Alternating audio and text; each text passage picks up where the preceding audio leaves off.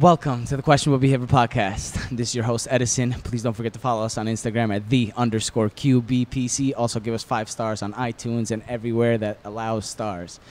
We have a special episode today. We're out in Atlanta, Georgia. We're here with the founders of Imagine Music Festival. If you haven't heard of Imagine, maybe you're not an EDM fan, but anybody that's an EDM fan has heard of Imagine at this point.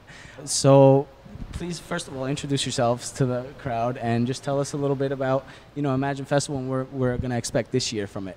Because I know every single year you guys have made another move forward, another bigger step. This year you're adding a 4th day. Sure. So tell me what we're expecting in 2019. Well, I'm Maddy from Imagine Festival. Yeah, and I'm Maddy Goodhand from Imagine Festival. Hey out there. Thanks for having us, Questionable Behavior. So Imagine this year is going to be bigger and better than ever. It always gets bigger and better every year, but this year we added a 4th day, like Right. you mentioned. We've added additional experiences, so we have a really neat activation that we're actually going to introduce next week, but I can leak it to you guys now.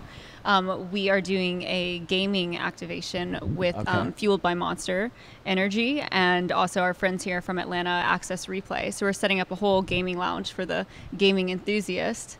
And we also have some headliners from our bill, including Diplo and Alice in Wonderland, who will actually be playing a tournament for us. They will actually be involved in the gaming side of it. Okay, so the Playing fans with some professional players that have come in. Exactly. Okay, I was just going to ask, are you bringing in So we're bringing in some professional professionals? players to play with them. We're going to live stream it on Twitch. It's going to be a really, really neat activation for us. And Team fans will be able Valkyrie. to... And Yep. who else do we have? We have Team Valkyrie, we have FaZe Clan, and we have a couple other guys from Monster that are going to be just special guests, and we're super excited. Both influencers and pro gamers, so it's going to be a good time. It's really cool. So will fans be able to actually interact with the artists in this, in kind of like their gaming So scene virtually, and all that? yes. Virtually Okay. they'll be able to. So they'll be live streamed so that they can see the artists playing and they can talk to them and stuff. So it'll be really cool. It's our first year of getting into the gaming space, so we're excited about it. Obviously, I'm sure everybody's seen the Marshmallow thing with Right. at Fortnite, and so we thought it was a neat opportunity, and there's definitely a nice blend with music and gaming now, and so we thought it was interesting. We'd like to try to be a little ahead of the curve, and there's some good folks out there in the gaming community and the music, so I think it's a great marriage. So it's our first year kind of getting involved with the gaming community, and so we're excited about it. Yeah, we just so happened to book some of the best gamers on our lineup, so Right. Why not give them a chance to play? Is that something that, because this is the first time you're doing it, so is it different for you to be seeing fans excited about, someone in the gaming industry? This is, even for me, it's a brand new industry where it's just it's unbelievable that the Fortnite winner, he just won roughly $4 million, Yeah. So, seeing this whole huge community following the gaming, professionals, is it something that you caught on to and you're okay, we'll get it here? And because I think we're just always trying to introduce our brand to more people and tell more people about the Imagine Festival. And so this was an opportunity to reach a whole new demographic, a whole new market. And it's kind of funny because Glenn actually has a couple nephews. And when we told them about all this, they That are young. They're young. elementary They're like school. 10 or 12, but they were so excited. They knew more about these gamers than I'd ever even heard of. So Yeah. it's definitely a great way for us to reach some other markets. And it's just interesting the similarities between people who like EDM music and gamers. I mean, it is an electronic based sort of, I guess, platform. Yeah. So there's a lot of common similarities that people seem to like. how do you guys manage to find, because right now I was looking through some of the stuff that you guys are offering this year, which is the whole wellness, the yoga, the pool party, now the gaming. You're almost making it into a festival where someone can come there and just stay there all day and never have to even come out of the festival to see Atlanta. So how do you guys come up with all these new things that you add every single year? I think, each year I think we come up with new and exciting things. It's sort of a challenge to get a little bit better each and every single year and provide more interesting things that are happening inside the grounds. It's certainly a destination type festival for us, and we're making moves in 1, 3, 5-year plans, even 10-year plans at this point to really start creating some really super exciting environments and things for people when they're there. So for us, as far as the creativity side, it's we're seeing what other people are doing. Certainly, I think it's always important to see what the best in the business are doing, and just take notes on it. If it seems like they care about their customers, which we certainly do, their guests, then while they're doing that seems to be working, and it's it's you can tell that they give it, they care about all their guests, and so it's very important for us to trying to emulate kind of sort of yeah, the same like feel. if they're doing something like that we think makes sense and makes the customer happy, then why not do something similar and with our own spin to it, certainly, and I think that's how we slowly start to improve. But as far as the creativity side, the transformational classes, the artwork, and all that stuff, I mean, we have in Atlanta alone, we have some really, really great artists, some really great performers, and great transformational type classes and teachers, and so we like to tap into the local market, not just in that transformational type classes and artwork, but also in the performers and the talent and the DJs and the even all the way down into the production and everybody else. I think we sort of pride ourselves in sort of at least being part of the community and pulling from the community, not only worldwide talent, but also pulling a lot of great talent from the inner community here. So Atlanta in general, I mean, as far as New York is involved, we look at Atlanta like the place where people are collaborating, people are working together and kind of keeping everything in-house, just like you were saying. So is that like a sort of just something that's came naturally from being in Atlanta and being here a while, where you take local bands, you mentioned that you use local contractors for a lot of stuff for the festival as well. So is that just the kind of like the aura in Atlanta in general, or? Well, I think that just in the scene for us, it has always been about giving locals a platform to shine on and giving people an opportunity that they might never have had before. And so especially for our locals and our local talent. And so we've wanted to bring up local artists, local production crew and staff, and just anybody. The festival is really giving us a platform to be able to expand on that. So when we started bringing locals up, now we're able to bring up different, like we talked about, transformational workshops. We're able to allow those people to be involved. Wellness, yoga, we have the production team, and Glenn can name probably more than I can, but just it's just about giving everyone an opportunity to shine. Really, the festival started, well, the promotions business started, Iris started as a after party promoter, and so we were doing after parties 20 years ago, so on. More of like a quote unquote rave type. Which, if I'm not mistaken, you started with a house party called Deconstruction way back when. Yeah, that So, one. and then that Deconstruction. turned into the Jeez, after yeah. party. Yeah. Did I mention that somewhere? That's an old one. I haven't even heard that one. Yeah, Deconstruction. Wow, that was a long time ago. Yeah. So that was the actual first party in Atlanta, I suppose. I was been doing parties since high school when I wasn't supposed to. Sorry, Mom. Sorry, Dad. But when you were going out of town. Yeah. Well, now that he has Imagined, so it's all forgiven. That's right. Thank you. Now I have to thank you for that. No, but I've always enjoyed entertaining people. It's sort of been my passion, like showing people a good time, giving people an escape. And that's kind of, we've just continued to grow that. And being able to show people a good time is sort of what gives us the impetus to keep going. And I don't know, that's we just love it when we get those sincere compliments and people are, after the first year, we lost a tremendous amount of money. I've imagined. We lost a tremendous amount of money. We thought we were going to make a bunch of money. We lost tons of money, more money than really we'd ever even could conceive of. Yeah. And so, we were thinking, oh, what are we going to do now, type of thing. But then when we would go out to the grocery store or go out to a club, wherever we were going, and someone would come up to us and say, wow, you guys, thank you guys so much. Like, you guys changed our life, like tears in their eyes, literally, about how much it meant to them.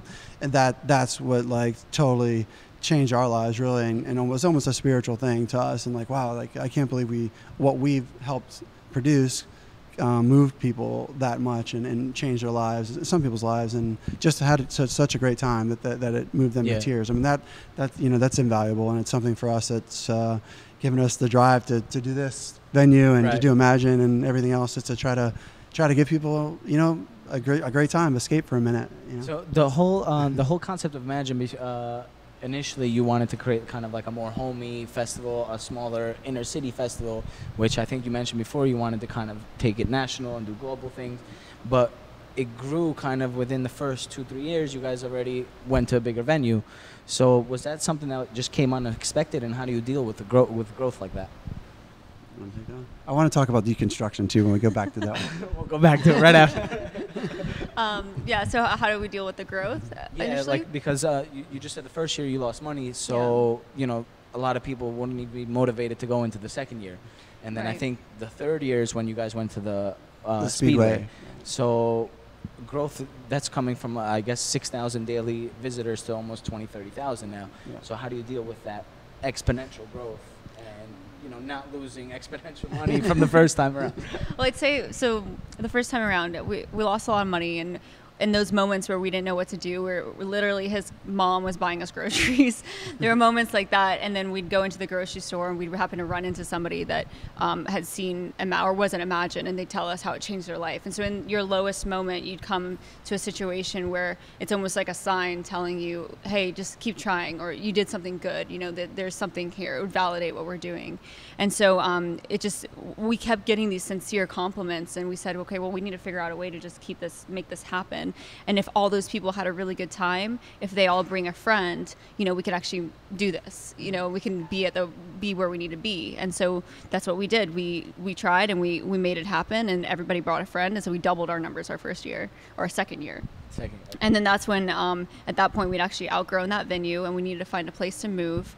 The area was also being redeveloped, so no matter what, it was time to find a new location. And then just the growth that we were experiencing, we decided, well, it's because when you move, it's like starting at year one again, and not really knowing what the budget's going to be, and just all these new challenges. So we said, and I'm sure you need a lot more people for the venue. More people, yeah. So we were like, well, if we're going to move, we're going to do it once, and we don't really want to move again. We're trying to find a new home. We're trying to find a home, Right. And so we moved we found the biggest venue that there is in the Southeast, because we feel like there's no limit to our growth, and yeah, that's what we did. Yeah, I guess it's always been a challenge, and it's been risky for us. We're one of the only surviving independent music festivals still out there, and so that's tough. It comes with its challenges, but it's also very nice. We can make decisions on the fly. There's not a lot of red tape, but we feel like the people that are out there can feel the difference at the festival. It's not a big cattle call. One of the reasons why we started Imagine initially was we were going to other festivals and it just felt like it was very corporate feeling. It was a box up there. There wasn't a lot of art. There was overzealous security, and just felt like we really should do something that segued from the weekly promotion that we were doing already, ESP 101, and what was the next step.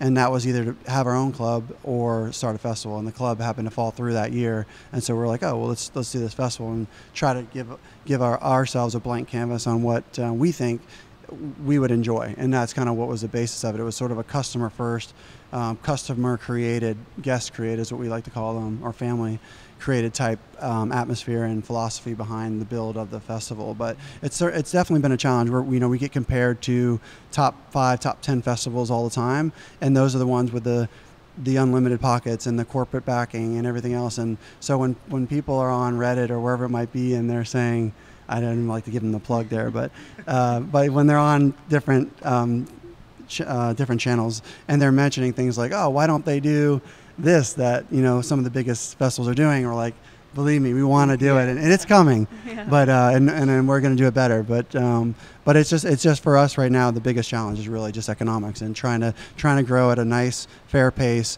but keep control and quality control over what we're doing, and may really, again, put the customer first on everything they're doing. We do a nice survey at the end of every festival, and we take every single one of those issues, we look at it, we try to analyze it, and try to find out the solution on anything that our guests have issue with, so we can solve it for the next year. So each year we really try to address all those and come up to the next step. Part of your growth is definitely your connection with the fans and actually, listening to what they have to say about the festival, and that's how you've been able to kind of grow it and make it and bring it to that basic. Sure. Give them what they want. Exactly. Yeah. Just ask. It's so simple. People that I know that have been have only great things to say. You know what I mean? They like the feel. They feel like I said, they can stay there all day. Kind of, they don't even have to go to the city. They're just there for the festival and don't have to move left or right. And now, even with the Speedway, you brought camping in there as well. So it kind of has that Coachella feel where we're going for a camping trip and enjoying the music festival. There's a couple festivals out there that we look up to. EDC Vegas. We think Pasquale does care about his customers. I think Electric Forest does a really good job. Shambhala. There's a few festivals out there that we're like, you can just tell the difference when we think that they can tell they care about their customers. And so we're sort of this melting pot between like an Electric Forest and a EDC Vegas and an Ultra. Those are the ones we look up to. We think they're doing a good job, but we're right on their tail. We think we're right behind them, and we're going to give our customers, our guests, a great experience as well. So you've definitely done firsthand market research because you're mentioning these festivals. So you must have went there and experienced that festival firsthand to kind of get an idea. Well, we were festival goers before we started this. And I was going to touch back on the timeline. Trying to bring it back to deconstruction a little bit. Yeah. You've been kind of like a catalyst for the EDM scene in Atlanta since the 90s. Yeah, the late 90s. So, that's and right. then I think there was like a little gap, and that's when you guys came back together and had the Imagine. Yeah, that's right. So I can expound on that a little bit. So, I'll give you the nutshell version. Otherwise, we'd be here for a couple weeks. But but basically, I grew up in New York, and I really enjoyed going out. I was a b-boy. Right. I enjoyed dancing. Which I heard that. I was wondering, like, is it too late to like bust down and move for the show or what? No. You should see We him. might- He's really good. Well, just to get on that, like the last time I was trying to impress a younger generation on my moves, I literally tore my Achilles tendon. So that's what happens. No tearing of he Achilles just, tendons he did on the just tear his question. ACL. And I just tore my ACL. Anyway, I'm getting a little too old for the we'll strength just moves. trust you on your word on this Yeah, one. I used to be After good. Imagine. These days, it's a little bit less of the strength moves and more of the, more flowy type stuff. I can still flow for sure, but the more the power moves aren't there as much anymore. I have 2 kids I gotta take care of still. So, but back to deconstruction. That was crazy. My friend, I had moved down here, and one of my friends was doing a party in an abandoned house that was about to be torn down. Tim DeGroot, and he said, "Hey, come. You want to come help me? Tell a few people about this show and." It's really cool. We're going to be in an abandoned house. We're going to play house music, and after the show, we're going to tear down the house. It's getting abandoned. We're going to tear it down. I said, okay, that sounds fun. I love house music. I love electronic music. I love parties. So let's do it. And that was the first one that I helped on. It was not my event, but I certainly helped them do it. And I was an engaging person. I had a lot of friends when I first moved down here, even, and so people.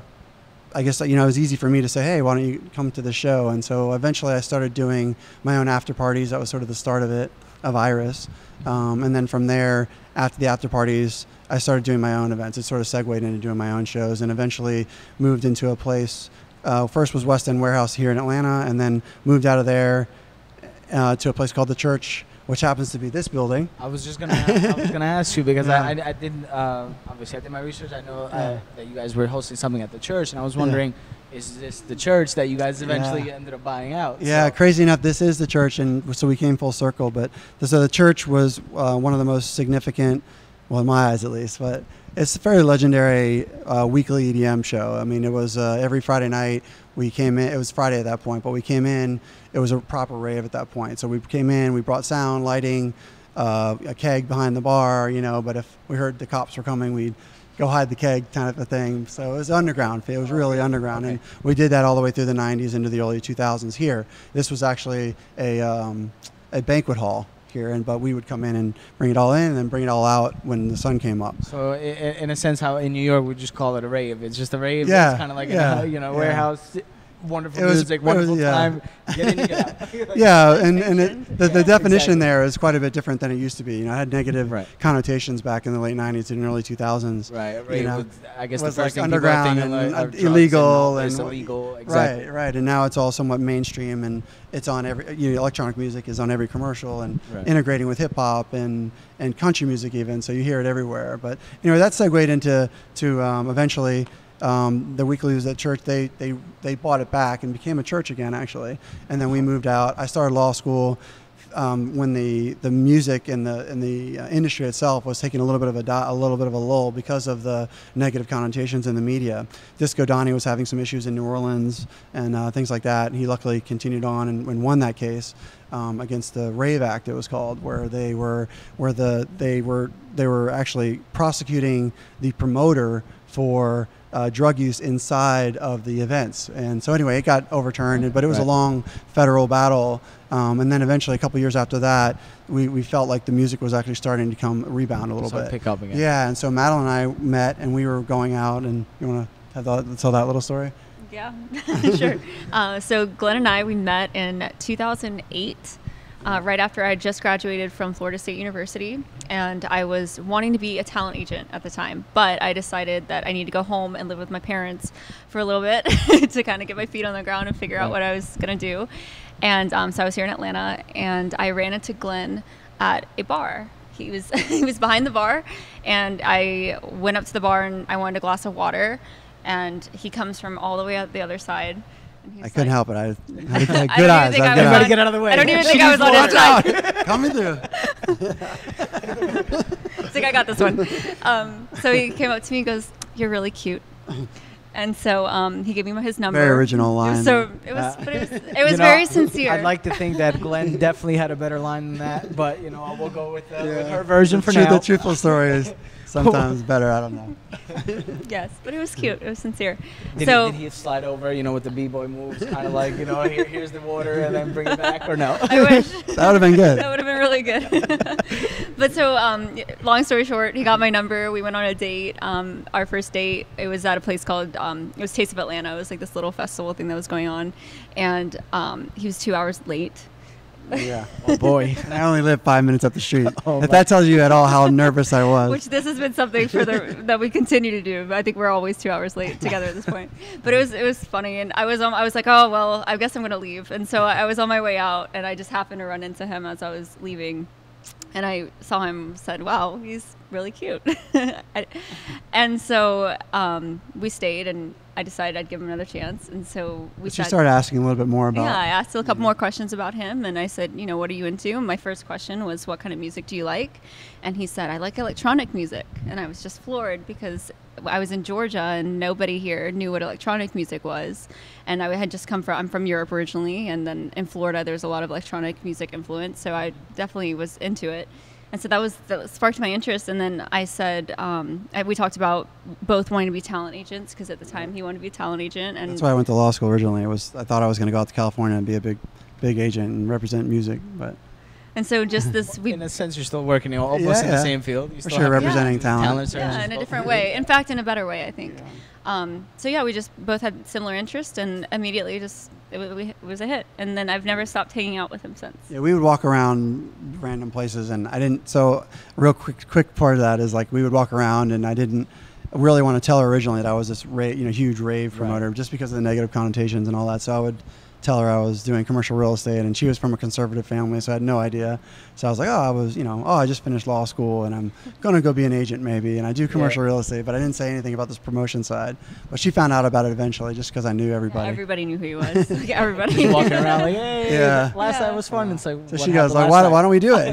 She's like, well, why don't? She was the one actually had the idea. I was kind of envious because I really wanted to go to one of these parties because they sounded really cool and interesting, and so I was like, well, let's just throw one so I can at least go.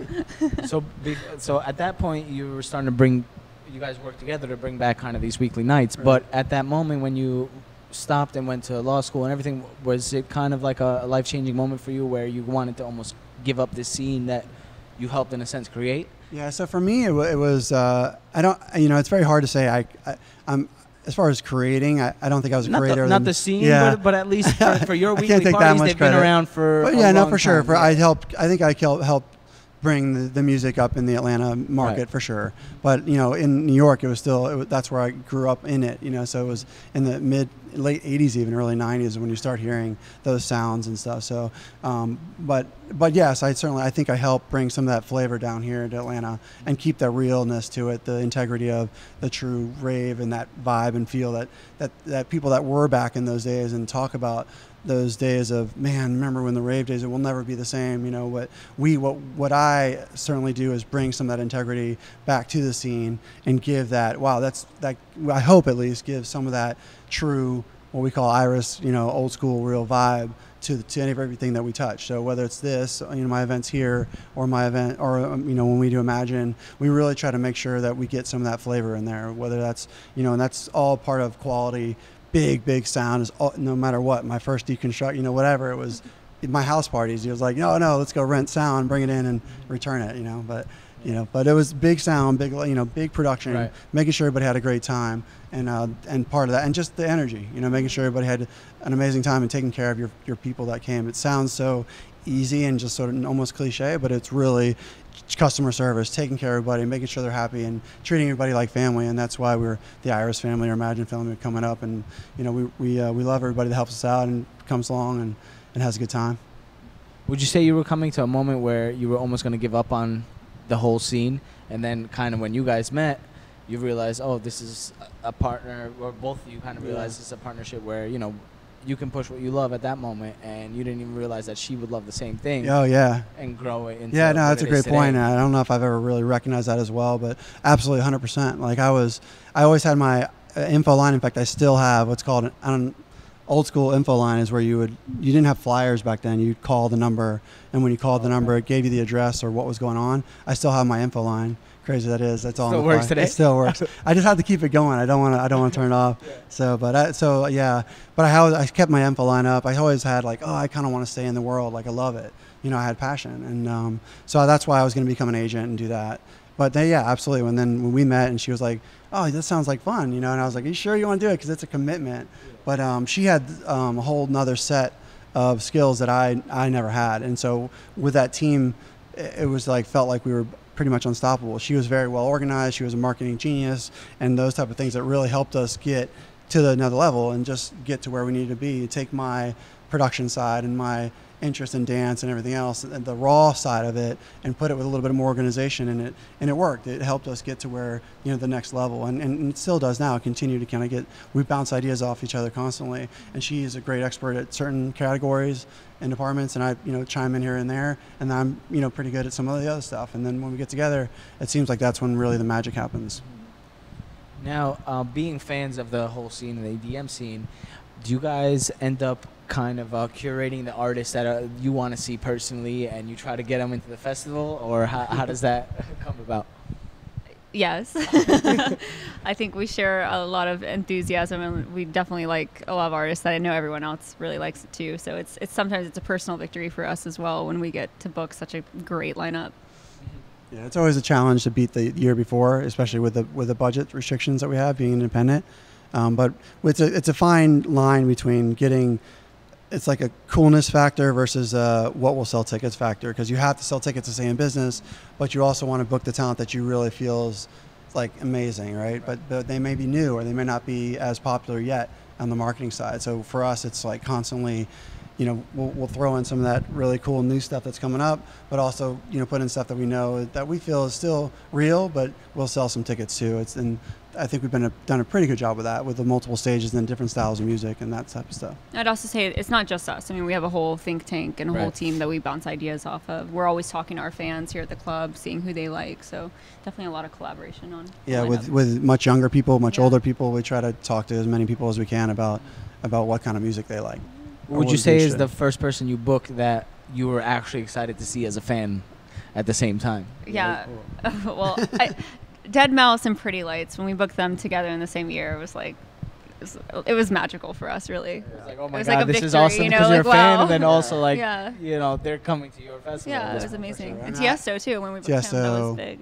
Oh, that's Bass Nectar. I mean, it's just, it's like, wow, we booked that. It's like somewhat of a small hurdle or made it moment, I suppose. Like, wow. Yeah, like a milestone. Well, I'm sure. Once you book one person at a certain caliber, you're like, oh, this opens a whole new door to more. And it does. It helps. Like Imagine helps us at Believe here, book talent, and we can parlay those as far as doing a double booking. We'll do one at Imagine, one here, and that helps us get some of the better talent sometimes too, because they don't, a lot of times they want the Imagine, but we want them here too. Right. And it's a nice exclusive type environment here. We had Armin here the other day, and it's really 1,000 cap room, and Armin's playing stadiums everywhere else, but here he is. Right, you can see the sweat dripping off his head, and you're this close, to Armin, who's like a legendary playing stadium. So it's pretty cool. We like it. It's interesting. So I want to go back to your first reunion party. Like, after you haven't hosted a party for a while, and even in your first reunion party, you mentioned that you guys actually, it wasn't as successful as you would have hoped. It was a little disappointing, I think you mentioned, that first one. So now you came to a hurdle where your first Imagine Festival, you're losing money. Your first comeback party before that, it was disappointing.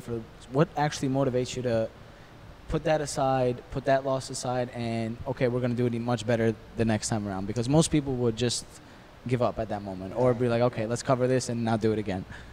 Yeah, so after that first reunion party, I remember Glenn and I, we kind of went, I wouldn't say like a depression, but we just kind of were down, right, after the party. And then, but for some reason, him and I we didn't talk about it at all. Like, we didn't talk about the idea of doing another event at all. Like, none of us would dare speak about it. But then separately, the reunion was the first event we did, by the way, together. separately, we continued to work on our computers, both of us independently, on just our social media, you know, and continuing the brand. And like, we just couldn't stop working on it. We were just both excited, but we wouldn't talk about another party.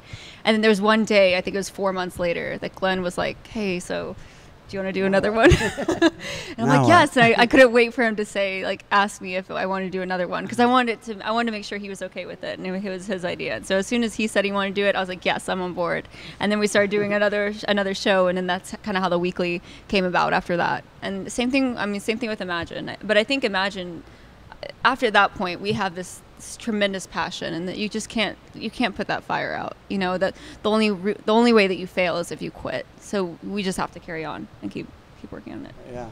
Yep. I mean, I would just say that Reunion was at this building, which was the old church. We had already moved out. It had become a church, and it was a fight to try to get this venue, but we thought it was the only venue that made sense to do the Reunion show was at the church. Right. Well, what we affectionately branded as the church. But it was a fight to get it back for that Reunion show. At that point, it was called Celebration Hall. And then after that show, we left. And we were like, the owners at the time didn't treat us properly, or what we felt was right. So we left, even though we wanted to stay here, we left, and we were looking for a new venue to do something. And so we went into a dive bar on a pretty poor part of town, and we only wanted to do a monthly at the time. And he was like, "Listen, we don't want a monthly, we want a weekly." I was like, "Well, we don't have time." And he goes, "No, you need to do a weekly, or we're not doing business." And I said, "All right, fine, we'll do a weekly." You know, it's basically the same amount of work, and I obviously have all the experience in the weekly, so it made sense. So we just started the weekly, and it again, it was all about what I felt were the fundamentals. You know, it's good sound, good lighting, treating customer right, good security. Because at that time we were actually going out, and people were doing other shows with Radio Shack lighting, and this is when the dubstep sound was coming in, and it was becoming very popular again, you could tell, and it was a new wave. And we felt almost obligated, like we had to come back and give them a little taste of like what we felt was the real underground and what it should feel like to go to an event, to go to a proper event, a proper rave, whatever you want to call it. Because kids weren't being treated right. They were paying $30 to get in some hole in the wall, and the sound sucked and the lighting sucked. I mean, we were going to the show. Best they had. So yeah, we're like this is it was like these kids are going to this, and they're not getting the right feel. They're not getting the right experience, and yet they're calling it what we used to call, you know, what a rave or a proper EDM. You know, and I was like, that's, you know, we felt obligated to like show them, no, this is what it's really about. And, you know, and that's when we came out and we're like, here, check this out. You know, big sound, big lighting, you know, just craziness going on, LED lighting, just wild. You know, just you go in there and you're like, whoa, you open the doors and you get, oh man, it's a new world. You know, I can forget about all my worries for a minute and just have an incredible time, and then leave and be like, whew, I'm ready to go back. You know, when's the next one? Next week. Okay, well, we'll be there next week. We'll be here, yeah. And I'll say too that we wanted to put the D back in EDM because we noticed that people weren't dancing. And we're big about dancing. Obviously, he's a big dancer, so we're like, it's electronic dance music. Yeah, so dance. Yeah, you gotta dance. Don't just stand there. New York, New York is a place where people people kind of like, you know, most of the time people stand around in New York. You have a certain section of dance and everybody else, but now they're starting to do the dance. Man, they used to dance, man. The Tunnel and the Meatpacking District and Sound Factory. I mean, we used to get down. You know, even in my original parties, we would throw linoleum down on the ground, just get crazy. Whether it was in the park, we would carry linoleum in the back of the truck and, you know, roll it out, and it was like, all right, let's get down, let's do it. Yeah. You know, so that was fun. In fact, right here, this used to be carpeted back in the old days, and we would throw the linoleum down right in the middle of the floor, tape it down with duct tape. I mean, it was cool. I mean, we used to dance, we used to get down. That was part of the fun. Yeah. So even those weekly parties, you had mentioned that they were great, but you still couldn't do everything you wanted to do personally. So you guys eventually got into this space. So what would you say you're offering here that you weren't able to offer before? Because now this is run exactly the way you want it to be run. So what would you say is the difference between this party here in comparison to everything you've done before? Well, I think we've always wanted to have high ceilings so that we can do a lot more. And so we definitely achieved that in this building, where we're able to do crazy lasers and crazy balloons that come down. You know, our idea is to have tons of performers, always like engaging 360-degree experience. We're able to bring the artists that we'd like to bring. We're restricted in the room that we were at because it was a small room, so you can only get to a certain level. Right. So here so far, I mean, we've been able to bring anybody that we want, and so that's a real I think that's a real achievement for us. Yeah, another important factor was it wasn't all of our staff. So because it was someone else's house, let's call it, we didn't have much control of the security or how they were acting. Although we had a big part because we were bringing a good show there. Right. But it wasn't my responsibility to say, hey, you're acting wrong, you got to go. Here, it's our venue. We can say, hey, you're not acting the way I want you to act to our guests. Like these guys saved $5, didn't eat at McDonald's the other day to come to this show. Like, it's very important that we treat them just as well as we treat the guy with a VIP table over there. I mean, they're our they're not just our bread and butter, but they're the ones that give everyone salary here. But it's the ones that create this energy and the vibe in this room, and that's what makes this business continue to thrive. And so, that's what's important, is to be able to say, if you aren't acting right, if you're not acting the way that we think these guests should be treated, then you're not going to be here anymore. And that type of discretion is what we really were looking for, a blank canvas, not just on the staff, but also on the creativity inside. When it wasn't our house, you're like, turn the volume down, you're bothering the neighbors, or whatever it is, or the bartender is not overpouring, but charging too much for a drink or too much for water, won't give a free water out when the person's obviously super dehydrated. Just little teeny details of how your customer service is. And again, just back to creating what I would want or what she would want when we go out or we go to a festival, whatever it is. It's extremely important to give that experience. So you really focus on every detail of the party, in a sense. You're kind of like almost bringing back exactly what you guys enjoyed. Yeah. And because you just said from the bartender to the security guard, most people don't focus on those stuff. They're all focused on the big picture and who's standing back there. Yeah. So, to hear that from people that are hosting the party, like I'm excited to be here tomorrow now. Yeah, I think it'll be fun. Yeah, we're happy to have you. It's all about the experience. So yeah, of course, big sound, big LED wall is great, but it also comes down, every single person is a reflection of the event. And if someone has one little piece of a bad time in any part of the experience, that's what they're going to remember. They're not going to remember the big sound and lighting and all the great time they had the whole night. All they're going to remember is, oh, I just got a weird attitude from the security guard, or and so we got to be really, really careful. And we're not perfect with Imagine or with this venue. It's constantly trying to improve and constantly trying to get feedback so that we do as well as we can to create the best experience possible for everybody. So now, in closing, let's bring it back to the festival. I want to know personally from you guys, what artists, because now you've been, I guess, 6 years running, or this is your seventh. This is year 6. All right, so 6 years running. Depending on your research. Right, exactly. That's a test for me now. Yeah. So 6 years running, and you're booking all these different artists and different DJs and stuff to perform. Who would you say has surprised you the most throughout the 6 years, or throughout this whole experience? What DJ has surprised you the most with their growth or their... This is definitely a good one. Millennium is a huge one, right? You want to tell about that one a little bit? Yeah, I mean, he's massive. But as far as for our lineup, I think Rez has really been just doing great. Yeah, I think it was a 2-part question though. Well, were you saying like who has surprised you personally? About like doing well? Yeah, because you said you were booking the whole time? Yeah, like you said you were booking like local talent as well. Yeah. So it has an artist kind of like you've booked him young, and then you've seen him come up and host a huge event like host. For sure, a few of those. I think Millennium. He started at we had him at an Irish show. And now he's just selling out Madison Square Garden. And he's crushing it. Madeline saw that his marketing, branding, of course, was like, that guy's going to make it. Kind of thing, Of course, his music is good. Yeah. But we have some Aaliyah Culver, Eddie Gold, Ployd. There's a bunch of locals at Raw. Oh man, sorry if I missed you, but there are some great local talent here in Atlanta that we love, and I think ATLians are coming up. ATLians are doing really well for themselves, and there's Jungle Brothers from a while ago, and Tommy Sunshine actually came out of Atlanta. He's moved now, but again, a bunch of people that are coming up out of Atlanta, I think, and there was Andre from Outkast was a while ago said, what did he say? I always forget quotes and names. The South has something to say. The South has something to say. That's right.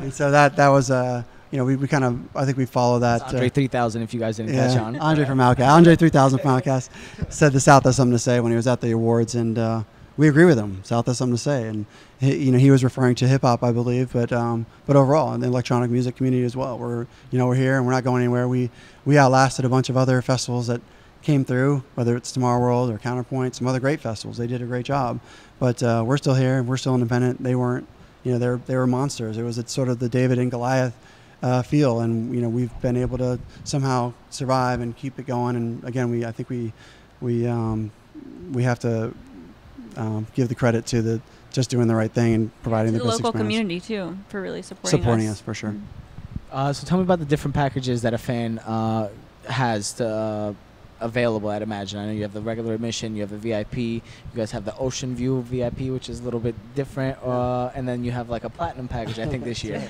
So tell me like the difference between... So, well, you have your general admission pass, which gives you access to all the music, all the stages. Silent disco. Silent disco. Well, that's for camping. So you have general admission, and then you can add camping to that, and then that'll give you access to the silent disco and the Imaginarium and all the really cool campground activities that we have. And if you want a little bit more comfort, shorter lines, nicer bathrooms, you can get VIP. And so you can enjoy that. In VIP, it's called a VIP Island, which is right by the main stage. It has VIP bars, additional vendors, better viewing, and nice shade, and better bathrooms, and all that good stuff. And then we have the Ocean View experience, which that gives you elevated view. You get table service, which is really nice for some people. And then we have the new thing, which is called the Backstage Platinum Pass. So that's for those who really want to get a behind-the-scenes look at what's going on. So you can actually access VIP, you can get on the deck, and then you can also go backstage to your own Platinum Lounge, which will give you access to the stage, and you can have a side view of the stage and like really see also not a bad everything up close. networking opportunity potentially. It's great. There's a lot of industry people that are back there. A lot of our people who work for us, may be there. Media like us will probably be there, but it gives you a chance to rub shoulders with some people in the industry. Yeah, I was just gonna ask, like, are they when they are backstage, are they able to actually like have a sort of meet and greet with their favorite artists, or how restricted are they? To be honest, we really want it to be more of a more casual thing. Like we don't want the artist to have to. We want the artist to just be natural and just hang out. So at that point, you can grab a drink, and then you might actually be right next to an artist. That's how close of an experience it is. So with that being said, ladies and gentlemen, don't forget to check out the Imagine Festival. It's September 19th through 22nd. Yep. Right? 19, 20, 21, 22. 4 days. 19th through 22nd. You just heard the Platinum package. Gives you backstage access. You can meet your favorite artists there. You have the VIP package. You have the Ocean View with table service if you want to stunt on your friends a little bit and have the sparkles come your way. And then, obviously, with the general admission, you get everything that's part of the festival between, well, the whole aquatic theme that you guys have run on. You get the whole experience regardless. You don't need to get the VIP and Platinum to enjoy the There's festival. something for everybody. Exactly. Exactly. So any closing statements, any last minute plugs you guys want to get in, or? I don't know. I feel like I said it all. No, we just really appreciate the opportunity to talk to everybody. Thank you guys again for being on the show, and I look forward to catching the festival and catching the event here tomorrow. So, and everybody, all our fans, they'll be able to see the whole experience, and hopefully I'll catch some of them at the festival itself on September 19th, starting September 19th. Thank you, Questionable Behavior, for having us out. I'm Glenn. And I'm Maddie. Thanks a lot, guys.